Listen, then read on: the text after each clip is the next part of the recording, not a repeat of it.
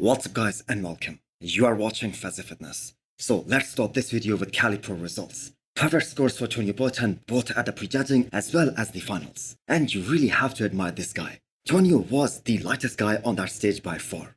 But he is a prime example that weight is just a number when you are up on that stage. It is all about creating that illusion, having that V-taper, and what kind of package you bring to the stage. So his season finally ends with an Olympia qualification. And this is gonna be the third Olympia of his career in the men's open class, and overall his fourth Olympia. Because for those of you guys who do not know, he competed in the 212 Olympia back in 2021 as well. So, safe to say, very successful transition from the 212 to the men's open bodybuilding, as his physique has progressed so much in the last couple of years. Everything has improved. He has put on muscle in all the right areas. His shoulders, his legs, that quad sweep is one of the best out there. While at the same time, his waistline has stayed exactly the same, still very tiny. And that is why he stands out so much. And if you take a look at some of the comparisons, specifically during the finals of Cali Pro, you will realize that the eyes were constantly drawn towards Tonio Burton. Because he is so round, so bubbly, he has those 3D looking muscle bellies. So again, all that matters on a bodybuilding stage is the kind of illusion that you bring,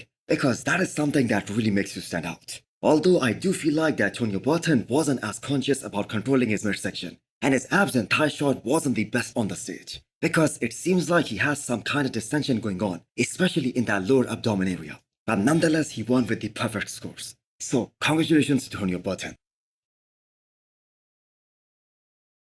So, Emir was solid in the second place here, which by the way is a huge accomplishment. So this guy goes through a lot of suffering to bring that kind of condition, to bring such a grainy look to the stage. So he placed runner-up last year as well at the Big Man weekend, and that I believe was against Roman Fritz. So this guy is really knocking on the door, and it is just a matter of time, because as young as he is eventually gonna qualify for Mr. Olympia. And even though he has been able to bring up his legs to a certain extent, but still I feel like he needs more mass, he needs more density in his lower half, because up top he is really wide, he is really big, so he needs to create more of a balance between his upper and lower half. Other than that, the guy is very complete. He has a very nice back as well, especially up top. He's really wide, really tightly built. So Christian Volsky ended up in third place, which is twice in the last two shows. He has placed higher than everyone's expectations. Although I do feel like he was a bit better at the New York Pro, but still he brought an amazing package here at Cali Pro as well. So I think this is a guy who we should all look forward to in the future, because the way he has been able to make the progress in the last 1 year, the way he has improved his physique, I think he has a very bright future ahead. So Beef Stu was able to make massive improvements from the prejudging to the finals, and Pablo's look kinda declined. So these guys swapped their placings from the prejudging to the finals, as Stu was 5th at the prejudging, so he ended up finishing 4th. And one of the reasons Pablo's placings declined is because he needs a lot of work in his back. He has a very nice flow from the front, huge round thick delts, very small waist, but his back is nowhere close to his front. But still, I have to say Beef Stu must have been really disappointed, because leading into the show, he really thought that he had a chance of pushing Tonio Burton for the win here. Especially after the feedback that he got after the New York Pro from Tyler Manion, that it was really close between him and Tonio Burton at the New York Pro, both at the prejudging as well as the finals. So going by the reaction on social media pages, Stu's 4th place finish seems like the one where people have the most disagreement. But the thing is, we are only looking at a bunch of pictures, so we will get a better understanding when Tyler Manion comes out with his breakdown video. So guess where Tim Budesheim landed here? 8th. And that was a lot worse than he could have ever imagined. And his reaction tells you the whole story. So I guess he is the only one who has announced that he's staying in States for another few months, as Tim is going to be competing at this upcoming Toronto Pro, and later at Tampa Pro this year, which is probably going to be his last show of 2024 season. So that's it from Cali Pro. Do let me know what you guys think about the results here. Now let's take a look at some of the physique updates, starting with Hunter Labrada. Now that the prep has officially started, Hunter has already dropped around 10 pounds, and a little bit of that stomach bloat that he was still carrying around at the peak of his off-season. That has gone way sooner than expected. I believe Hunter was around 295 to 300 pounds at the Pittsburgh Pro guest posing, and now he is in the high 280s. So we are currently 20 weeks out of Mr. Olympia, and Hunter is about 6 weeks out of Italy Pro. So this is gonna be a good long prep.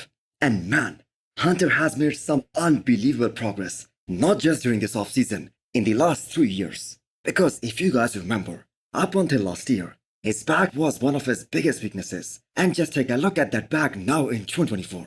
So Hunter was definitely one of the standouts at the Pittsburgh Pro this year. In fact, he has been looking the best he has ever looked as far as his offseason is concerned. Because this was the biggest and the leanest we have ever seen Hunter Labrada in the offseason phase. So there isn't even the slightest doubt in anyone's mind that Hunter is going to have a problem whatsoever winning that show in Italy. But the real question is, how high can he place at Mr. Olympia level this year? So Hunter has been 7th, he has been 4th, and he was 6th at the Olympia last year.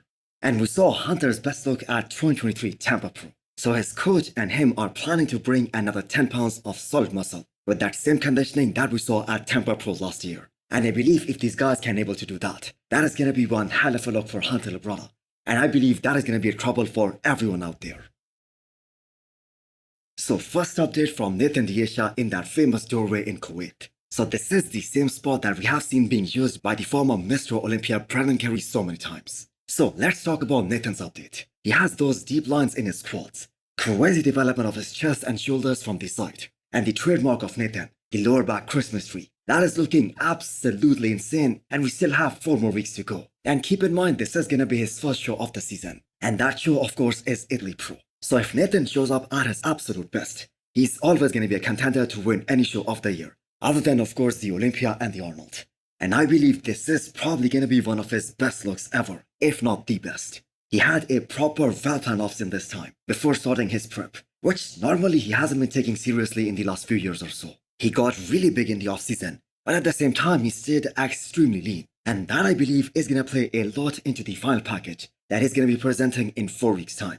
So getting in shape isn't a problem for Nathan at all. He is famous for doing those very short preps. And it is always so impressive how this guy changes in just 6 weeks' time. So looking forward to watching him grind through these final few weeks. And keep in mind, Nathan is planning to do at least 3 shows this year. And they might be back to back.